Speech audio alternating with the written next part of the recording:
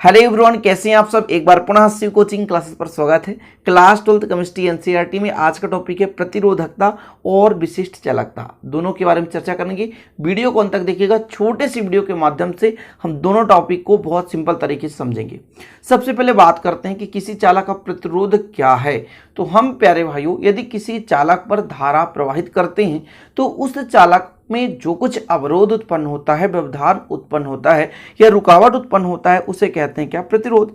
तो किसी भी चालक पर धारा प्रवाहित करने से उस पर उत्पन्न अवरोध ही क्या कहलाता है? प्रतिरोध कहलाता है।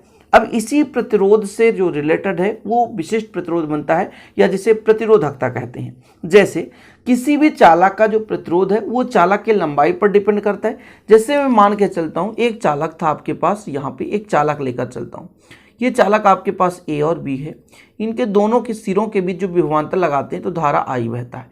ये जो धारा आई है प्यारे भाइयों, विभवांतर के समानुपाती, ये ओम के नियम ने बताया, ठीक है। और इससे फिर हम निकालते हैं आई बराबर है ना वी बटे आर, फिर प्यारे भाई वी बराबर आर आई निकल जाता है, ठीक है। ये चीज़ हमने तो पहले बताया था। अब प्यारे भाइयों, यहाँ पर मैं थोड़ा सा आपको बताना चाहता हूँ, ये जो प्रतिरोध होता है वो किस किस पर डिपेंड करता है? वो दो चीज़ों पर, एक तो चालक तार के लंबाई पर और इस चालक तार के क्षेत्रफल, दो चीज़ों पर डिपेंड करता है।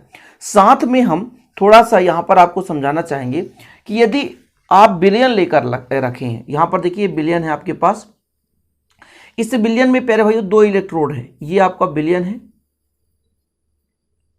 और दो इलेक्ट्रोड है, ये दोनों के दोनों क्या है? इलेक्ट्रोड है। क्या है? इलेक्ट्रोड। अब जब इसमें धारा प्रवाहित करेंगे तो जो इसके बीच प्रतिरोध होगा प्यारे भाइयों, धारा में जो रुकावट होगा वो दोनों के बीच की दूरी, मतलब एल, यानी लंबाई, यहाँ पर चालक तार की लंबाई यहाँ पे नहीं होगी, यहाँ पर दोनों इलेक्ट्रोडों के बीच की दूरी और इस इलेक्ट्रोड का जो क्षेत्रफल होगा कैपिटल ई, दो चीज़ों पर डिपेंड करता है, ठीक है ना। इतना क्लियर है आपका कि यदि हम किसी बिलियन पर डूबे इलेक्ट्रोडों के बीच जब धारा प्रवाहित करते हैं तो जो इसमें उत्पन्न प्रतिरोध होता है प्यारे भाइयों, वो दो पर डिपेंड करेगा। एक लंबाई पर, तो जितना ज़्यादा लंबाई अधिक होगा, यानी बीच की दूरी जितनी अधिक हो जाएगी, प्रतिरोध उतना ही अधिक होगा। और क्षेत्रफल प्यारे भाइयों आपका यदि अधिक हो गया तो प्रतिरोध कम हो जाएगा। सिंपल है, यानी बड़े क्षेत्र यदि तार मोटा है तो प्रतिरोध कम उत्पन्न होता है, लेकिन वही तार पतला हो जाए, लंबा हो जाए तो प्रतिरोध अधिक होता है। तभी ना कहते हैं किसी बैटरी से लंबी दूरी पर प्यारे भाइयों हम बल्ब जलाना चाहें तो प्रतिरोध बढ़ जाता है और धारा का मान कम हो जाता है, बल्ब थोड़ा सा कम जलता है। सिंपल है ना।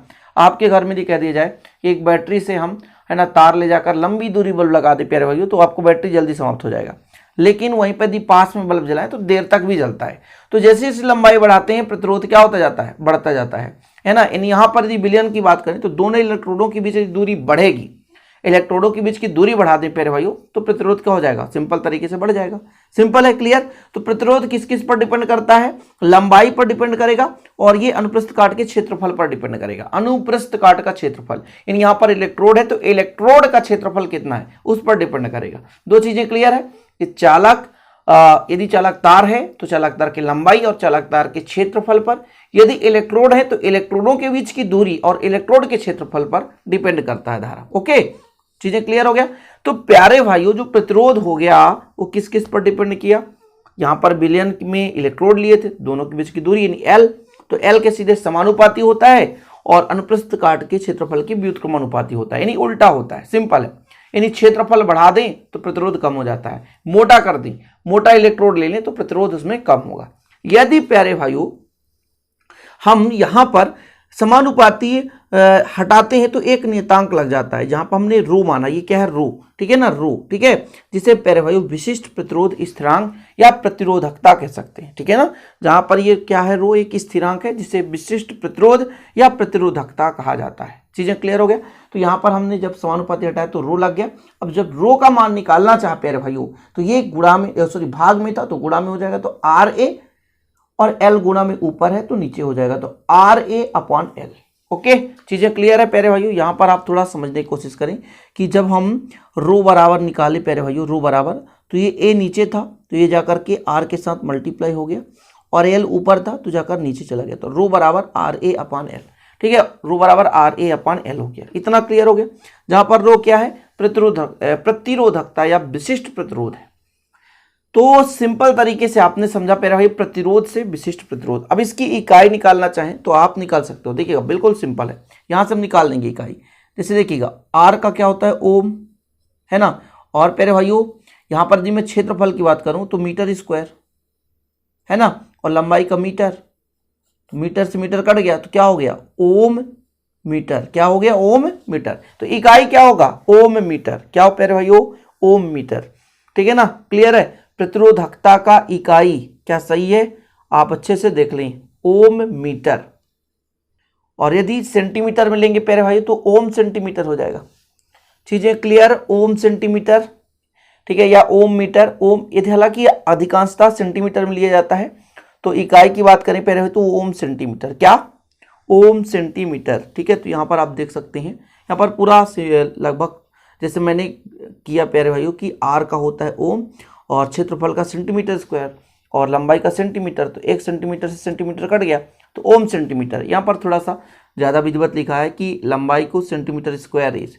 अब यहाँ पर प्यारे भाइयों क्षेत्रफल ए को सेंटीमीटर स्क्वायर से तथा आर को ओम से दर्शाया जाए, तो प्रतिरोधकता पी की इकाई क्षेत्रफल को सेंटीमीटर स्क्वायर से, क्यों, क्षेत्रफल में होता है लंबाई और चौड़ाई, इसलिए भैया यदि मीटर लोगे तो मीटर स्क्वायर, सेंटीमीटर लिए हो तो सेंटीमीटर स्क्वायर। ओके, चीजें क्लियर प्यारे भाइयों, समझ में आ गया प्यारे भाइयों। अब यदि आगे हम देखें, ये आपके पास आ गया rho equal R A upon L. यदि ए का मान 1 हो, है ना, ए का मान 1 हो और एल का मान 1 हो, यानी क्षेत्रफल भी 1 हो जाए और लंबाई भी 1 हो जाए, तब जो आपका प्रतिरोधकता है वो किसके, प्रतिरोध के बराबर होगा। यानी क्षेत्रफल कितना हो जाए, 1 वर्ग सेंटीमीटर, और लंबाई कितना हो, इकाई हो, यानी 1 सेंटीमीटर हो, कितना, 1 सेंटीमीटर, ये 1 सेंटीमीटर हो। तो प्यारे भाइयों यहाँ से आप देख सकते हैं 1/1 क्या होगा, 1 होगा। तो आर का मान पी के बराबर, यानी रो के बराबर। तो रो क्या है, विशिष्ट प्रतिरोध है। यानी विशिष्ट प्रतिरोध जो होता है प्यारे भाइयों वो उस प्रतिरोध के बराबर होता है जबकि इकाई लंबाई के चालकता पर या एकांक क्षेत्रफल पर धारा प्रवाहित करें। ठीक है, चीजें क्लियर हो गई। अब बात कर लेते हैं छोटा सा टॉपिक, विशिष्ट चालकता। भैया विशिष्ट प्रतिरोध को ही प्रतिरोधकता कहते हैं, और विशिष्ट प्रतिरोध का व्युत्क्रम क्या कहलाता है, विशिष्ट चालकता कहलाता है। सिंपल तरीका कि किसी विद्युत अपघट्ट के 1 घन सेंटीमीटर विलयन की चालकता को विशिष्ट चालकता कहते हैं, जो कि विशिष्ट प्रतिरोध रो का व्युत्क्रम होता है। किसका व्युत्क्रम होता है प्यारे भाइयों, रो का व्युत्क्रम होता है। सिंपल तरीका, ठीक है ना, आपने पढ़ा भैया कप्पा या पिक्के है जो कि विशिष्ट प्रतिरोध का व्युत्क्रम होता है। यहां पर प्यारे भाइयों विशिष्ट प्रतिरोध, इसका मान कितना था, इसका मान था आर ए अपान एल, और एल ऊपर चला जाएगा प्यारे भाइयों तो के बराबर आ जाएगा एल अपान आर ए। ये एल है प्यारे भाइयों, क्या एल है, एल अपॉन आर ए। वही चीज आ गया भैया के बराबर होना पान पी। जो विशिष्ट चालकता है कि कप्पा का मान जो है प्यारे भाइयों वो किस पर डिपेंड करता है, वो प्रतिरोधकता पर डिपेंड करता है, विशिष्ट प्रतिरोध पर डिपेंड करता है। तो 1 रो हो गया और इसका मान रख दिए R A upon L, L ऊपर चला गया। चीजें क्लियर। इसका मात्रक आप बोलें तो बिल्कुल सिंपल तरीके से इसका मात्रक निकाल सकते हैं। कैसे मात्रक निकालेंगे देखिएगा भैया, यहां पर मैं मात्रक निकाल कर दिखाता हूं। ये एल का है सेंटीमीटर, ठीक है, आर का है ओम, ओके, ये centimetre square, 1 centimetre centimetre cut गया बराबर कितना हो जाएगा, ओम सेंटीमीटर इनवर्स दोनों में, क्योंकि नीचे से ऊपर जाएगा तो इकाई आ गया ohm inverse centimetre inverse. Simple है, बन जाएगा कि नहीं, ऐसा भी लिख सकते हैं इसको, ओम का चिन्ह ये हो गया ओम इनवर्स सेंटीमीटर इनवर्स, ये इकाई है ओम इनवर्स सेंटीमीटर इनवर्स। सीधा सिंपल तरीके से ओम इनवर्स सेंटीमीटर इनवर्स इकाई है किसकी, विशिष्ट चालकता की। तो इस प्रकार से भैया विशिष्ट चालकता तो आप आसानी से सीख गए होंगे कि विशिष्ट प्रतिरोध का व्युत्क्रम विशिष्ट चालकता कहलाता है, विशिष्ट प्रतिरोध का व्युत्क्रम विशिष्ट चालकता कहलाता है। इकाई यदि आपसे बोल दे तो ओम इनवर्स सेंटीमीटर इनवर्स। ठीक है, यहाँ पर सीमेंस और सेंटीमीटर इनवर्स ये कैसे आ रहा है, ये सीमेंस और सेंटीमीटर इनवर्स कैसे आ गया, इसके बारे में थोड़ा सा चर्चा कर लेते हैं। यहाँ पर थोड़ा सा डीपली चर्चा करेंगे। क्या प्यारे भाइयों के बराबर कितना है, 1/r इंटू एल अपान ए।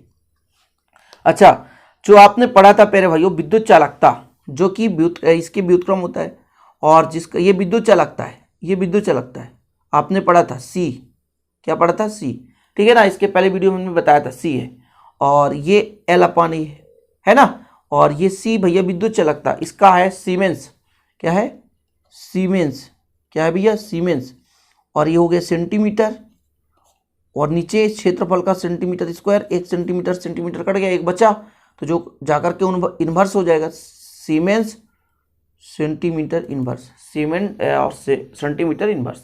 ओके, तो इस प्रकार से पूरा कंप्लीट हो गया आज का टॉपिक। छोटा सा वीडियो था। प्रतिरोधकता किसे कहते हैं या विशिष्ट प्रतिरोध किसे कहते हैं, तो आप लोग स्क्रीनशॉट ले सकते हैं बेहतरीन ढंग से। ये आपका कंप्लीट प्रतिरोधकता या विशिष्ट प्रतिरोध। ओके प्यारे भाइयों, और विशिष्ट चालकता ये आपका यहाँ पे विशिष्ट चालकता है, जिसकी आप यहाँ पर स्क्रीनशॉट ले सकते हैं और अच्छे से तैयार कर सकते हैं। ओके, तो मिलते हैं इसी प्रकार के अगले वीडियो के साथ। तब तक के लिए जय हिंद, वंदे मातरम प्यारे भाइयों।